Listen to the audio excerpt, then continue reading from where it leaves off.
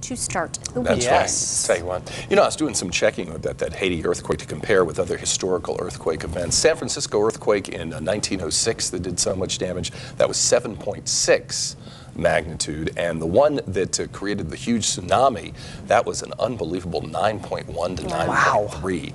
So like so many things in life, it's location, and it just was in a terrible location for those folks in Haiti. We're in a pretty good location for this weekend. Not great, but we'll take it, what we've got. Nothing on radar there to show up, and it'll change though, that's for sure. Oh, wait a minute, I just spoke too soon. Look, extreme western portion, that's the left-hand portion of your screen. Maybe a drop or two there showing up, but I'm not going to have any precipitation in the forecast for us today. I think that'll get trapped in the mountains. But look how warm it is over in Franklin County. You get up to raised, you just saw the numbers go up there right as we were watching. Carlisle and Newport, the numbers went up to 34 degrees there for you. Very light winds this morning, just 5 miles an hour for you at York, 6 in Chambersburg. That's coming out of the south. Here's what we've got. The clouds are starting to move in. It was clear skies when I came into work this morning, but now more clouds are starting into the mix. The southwest flow is what we've got, and that is going to keep it mild for us today. Yesterday, the mid-40s. We're going to see if we can warm it up even more. Yeah, I put 30 just in case you're in some of the eastern counties. He's doing he's doing his job upside down, or at least it's upside down to us. There is no upside down. There is no upside down. Up, down, it's all the same. They got to watch out for a little extra solar radiation. Still have those giant sunspots that are out there. For us, well, our magnetic field protects us. Unless you're going to, say, Alaska, watch out for the aurora borealis, the northern lights, in case you got Fairbanks on your travel itinerary anytime soon. All right, here we go. It's time to go. Oh, so cute. Beautiful. Our thanks to Kara for sending that in. She lives in Jonestown, and she's just 5 months old. This was, of course, her first snow, the big snowstorm that we had. Any more snow? Probably not anytime soon, but we'd love to get more of your signs of the seasons pictures. Easy to do. Just send them to us via email, weather@fox43.com. Could there be an easier email address? Your name, hometown, and information like Elena, who's in the picture there. Now, here's the way the picture shapes up as far as temperatures across the nation goes. All that bitter cold Arctic air, it's gone back to Santa Land, gone back up there to the Arctic. So we have got seasonal to even above normal temperatures across the country, and we're watching a couple of interesting elements here taking place. First things, high pressure down here off the Carolina coast. That's what's dominating our weather. Now a front making its move, so you combine the high with the front, and you've got a pretty good southwest flow. Western Pennsylvania is really seeing the temperatures start to go up, so clouds are being produced from this first front, not from the system that is going to produce the rain on Sunday. This is what we're watching, this area of low pressure. It's going to take a similar track that the storm did back in December that brought us all the snow. One big caveat, one big exception here.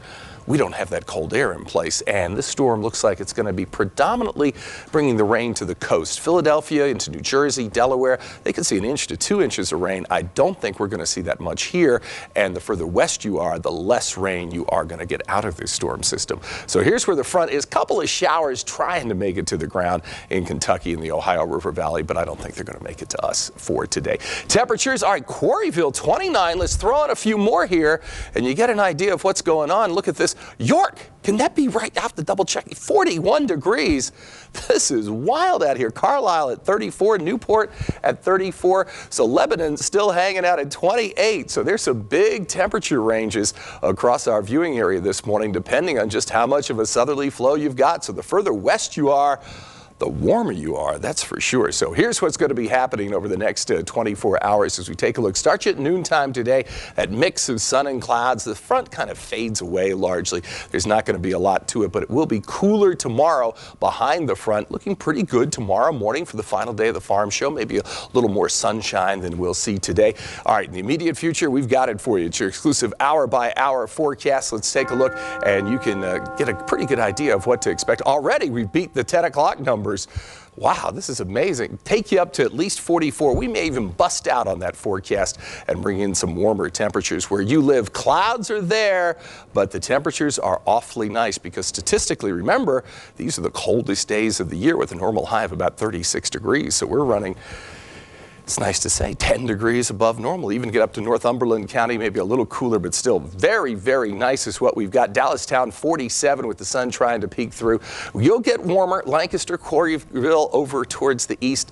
You will get that warming air that they've already got in places like Chambersburg, Waynesboro, Biglerville. So a pretty decent day if you don't mind the clouds hanging around. Tomorrow, fewer clouds because the front pushes through, and then that coastal storm that we showed you makes its way towards us. The only thing I'm really worried about is a little temperature inversion, some colder air at the surface and warmer air aloft that could start it as ice. But other than that, it's looking pretty good for mid-January, for dead of winter.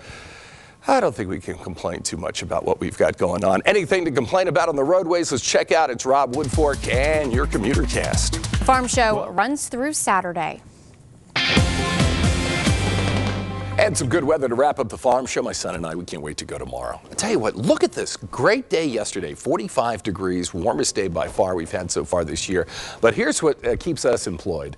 Look at the records. Can you believe that? 87-degree swing you can have on this day. Record high 73, record low 14 degrees below zero. But not many folks remember that. 1912 is when that took problems with the writer's strike, because it looks like the writer's strike's over. Looks like that's over. Looks like they're going to be back to work Wednesday, it looks like. We're working every day for you here in the morning. Let's go ahead and show you what we've got. One meteorological guarantee. Look, great visibility.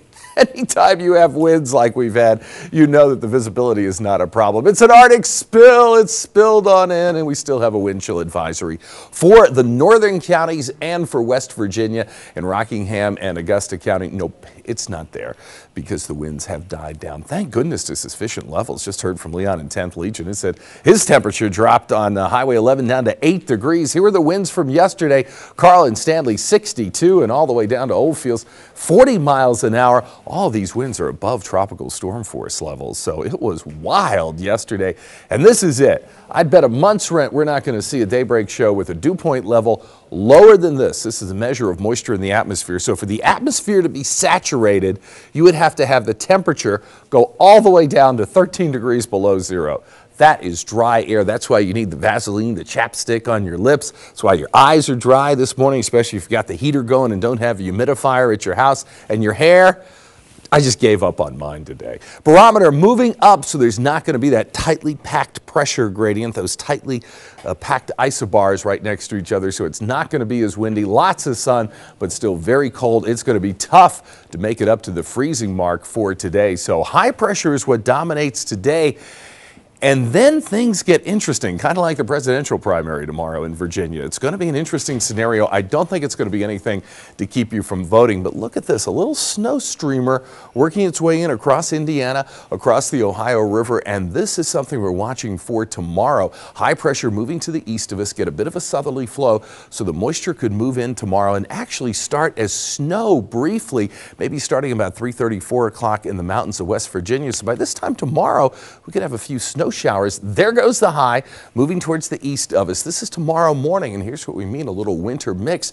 But as we warm up, what snow there is will turn to rain, and we still have this fast-moving progressive system across the country. We're going to shut off the Arctic spill. We're going to clean up the Arctic spill, so temperatures this week will generally be seasonable, maybe slightly above normal. So it's one cold day, and then cold tonight, so it could start as snow tomorrow, but I'm not anticipating a lot of snow. And then typical February weather.